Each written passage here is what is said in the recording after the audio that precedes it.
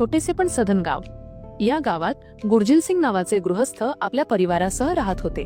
त्यांच्या घरात 2 मुले आणि 1 मुलगी असा भरलेला परिवार होता. अमनदीप हा त्यांचा मोठा मुलगा. अमनदीप स्वभावाने अतिशय सरळ आणि कष्टाळू होता. उचाना येथील एका फोटोग्राफी लॅबमध्ये तो ग्राफिक डिझायनर म्हणून काम करत असे.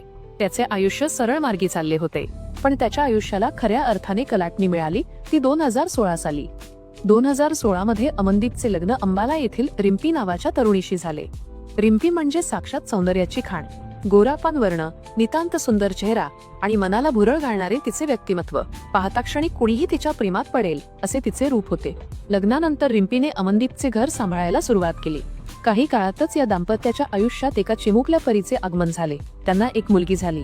वरकरणी पाहता हा संसार सुखाचा सागर वाटत होता. अमनदीप आपल्या बायकोवर जीवापाड प्रेम करायचा. त्याचे एक मुख्य कारण म्हणजे रिम्पीचे मादक सौंदर्य आणि तिचा मनमिळाऊ स्वभाव. रिम्पी नेहमीच आनंदी असायची. तिच्या गालावर पडणारी खळी अमनदीपचा दिवस सुखावणारी ठरत असे. पण या सौंदर्याच्या आड एक वेगळेच गुपित लपले होते. बेडरूम मध्ये रिम्पीचा अंदाज काहीसा वेगळाच असायचा. ती केवळ लाजाळू भारतीय नारी नव्हती, तर तिला प्रणय क्रीडेत पुढाकार घ्यायला आवडत असे.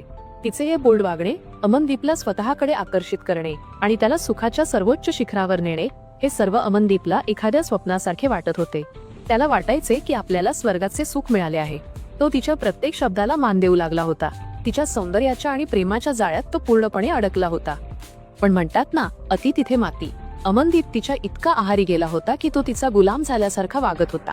एके रात्री जेव्हा ते दोघे एकांतात होते, प्रेमाचा संवाद सुरू होता, तेव्हा रिम्पीने अमनदीपला असे काही सांगितले ज्याने त्याच्या पायाखालची जमीन सरकली. तिने त्याच्या डोळ्यात बघत काहीशा निर्ढावलेपणाने कबुली दिली की माझे शाळेपासून एका मुलावर प्रेम आहे आणि मी आजही त्याच्याशी संपर्कात आहे. अमनदीपला धक्का बसला, पण रिम्पीने आपले बोलणे इतक्या चलाखीने मांडले की तिने सांगितले, तुम्ही माझे पती आहात. मी तुमचा विश्वासघात करणार नाही, पण तो माझा फक्त चांगला मित्र आहे. अमनदीप जो तिच्या प्रेमात आंधळा झाला होता, त्याला वाटले की जर आपण विरोध केला तर ती आपल्याला सोडून जाईल किंवा लपून छपून भेटेल. त्यापेक्षा तिला मैत्रीची परवानगी दिलेली बरी. एका नवऱ्याने आपल्या बायकोच्या प्रियकराला मित्र म्हणून स्वीकारण्याची ही घोडचूक अमनदीपच्या आयुष्यातील सर्वात मोठी शोकांतिका ठरणार होती.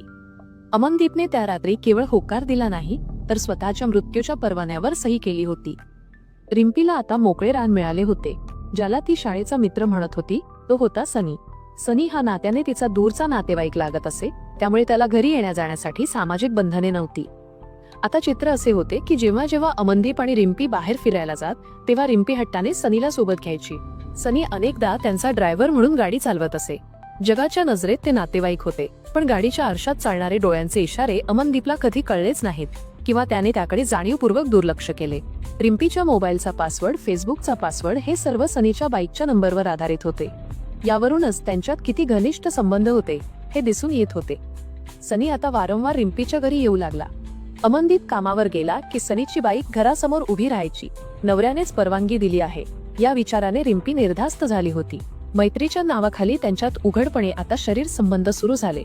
अमनदीपला वाटायचे की त्यांची फक्त मैत्री आहे, पण सत्य हे होते की रिम्पीचे शरीर आणि मन दोन्ही सनीच्या ताब्यात होते. एके दिवशी दुपारी नियतीचा खेळ बघा, अमनदीप कामावरून थोडा लवकर घरी आला. त्याला वाटले बायकोला सरप्राईज द्यावे. तो आनंदाने घरात शिरला, पण बेडरूमच्या दिशेने जाताच त्याला जे दृश्य दिसले किंवा ज्या परिस्थितीची जाणीव झाली त्याने त्याचे रक्त खवळले. सनी बेडरूम मधून बाहेर येत होता आणि रिम्पीच्या चेहऱ्यावर एक वेगळेच समाधान आणि हास्य होते. अमनदीपला समजायला वेळ लागला नाही की इथे काय चालले होते. त्याचा संयम सुटला. ज्या गोष्टीला त्याने मैत्री म्हणून परवानगी दिली होती ती मर्यादा ओलांडून अनैतिक शरीर संबंधांपर्यंत पोहोचली होती. अमनदीप संतापला. सनी तिथून निसटला, पण अमनदीपने रिम्पीला फैलावर घेतले. मी तुला मैत्री करायला परवानगी दिली होती, माझ्या घरात अनैतिक धंदे करायला नाही. तू आता माझी बायको आहेस, हे प्रकार बंद कर, असे त्याने तिला ठणकावून सांगितले. रिम्पीला हे बंधन नको होते. तिने ही गोष्ट सनीला सांगितली. तिने रडत रडत सनीला सांगितले, माझा नवरा आपल्या प्रेमाच्या आड येतोय. आता आपल्याला लपून छपूनही भेटता येणार नाही. वासनेच्या आगीत चळणाऱ्या सनीने आणि रिम्पीने तिथेच एक भयानक निर्णय घेतला. जर अमनदीप आड येत असेल तर त्यालाच या जगातून कायमचे दूर करायचे. प्रेमाचा रस्ता साफ करण्यासाठी त्यांनी खुनाचा कट रचायला सुरुवात केली. सनीने अमनदीपला मारण्यासाठी एक पक्का प्लॅन बनवला. त्याला माहित होते की अमनदीपला एक कमजोरी आहे, ती म्हणजे त्याला अफूचे व्यसन होते. कधीतरी तो नशेसाठी अफू घ्यायचा. सनीने याचाच फायदा घेण्याचे ठरवले. या कामात सनीने आपले 2 मित्र कुणाल आणि मनी यांनाही सामील करून घेतले. पैशाचे किंवा मैत्रीचे आमिष दाखवून त्याने त्यांना या खुनाच्या कटात भागीदार बनवले. 21 नोव्हेंबरची ती काळरात्र उजाडली.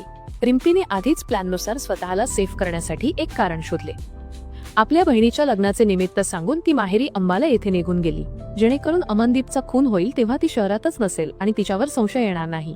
पण ती सतत मोबाईलवरून सनीच्या संपर्कात होती आणि प्रत्येक गोष्टीची अपडेट घेत होती.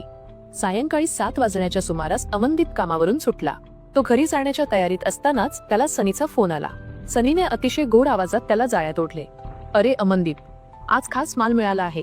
एकदम अस्सल अफू आहे, तुला आवडेल अशीच. तरावडी भागातील शेतात ये, आपण पार्टी करू. अफूचे नाव ऐकताच अमनदीपची बुद्धी भ्रष्ट झाली.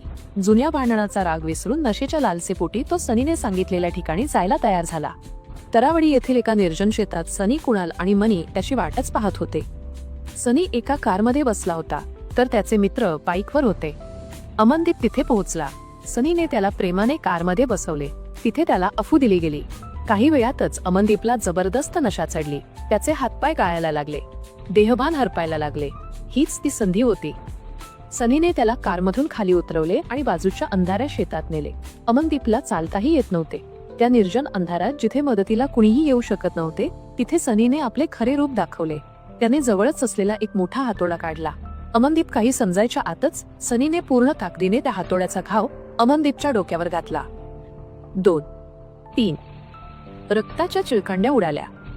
अमनदीपच्या डोक्याचा चिंदामिंदा झाला. तो जागीच कोसळला. त्याचा श्वास थांबल्याची खात्री केल्यावर त्या नराधमांनी तो मृतदेह तिथेच रक्ताच्या थारोळ्यात सोडला.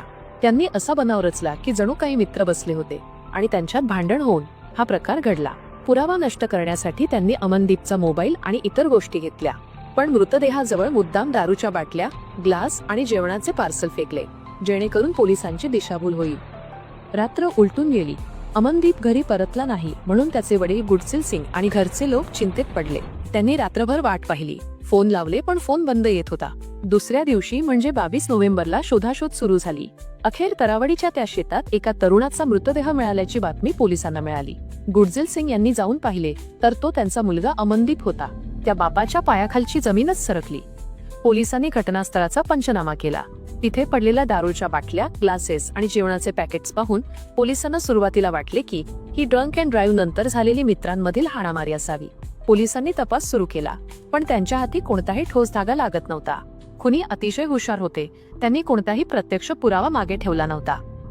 पण म्हणतात ना, गुन्हेगार कितीही हुशार असला तरी एक चूक करतोच. पोलिसांनी आधुनिक तपासाची पद्धत वापरली. त्यांनी अमनदीपच्या मोबाईलचे कॉल डिटेल रेकॉर्ड काढले.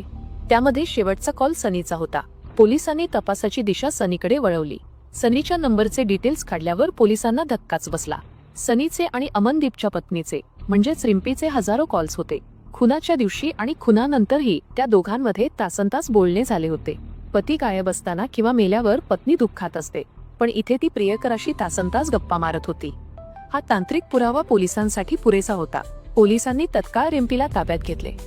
सुरुवातीला तिने रडण्याचे नाटक केले, पण जेव्हा पोलिसांनी कॉल रेकॉर्ड समोर ठेवले आणि आपला पोलिसी खाक्या दाखवला, तेव्हा रिम्पी पोपटासारखी बोलू लागली. तिने कबूल केले की तिनेच सनीच्या मदतीने आपल्या पतीचा काटा काढला.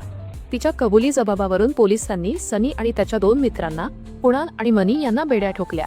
ज्या प्रियकरासाठी रिम्पीने आपल्याच कुंकवाचा बळी दिला तो प्रियकर आणि ती स्वतः आता तुरुंगाच्या गजाआड आहेत. एका सुखी संसाराचा, एका बापाचा आणि एका निरागस मुलीच्या भविष्याचा अंत या वासनेच्या खेळाने केला. मित्रांनो, ही होती आजची हादरवून टाकणारी सत्य घटना. एका बाईच्या चुकीच्या निर्णयाने आणि अनैतिक संबंधाने होत्याचे नव्हते झाले. तुम्हाला ही कथा कशी वाटली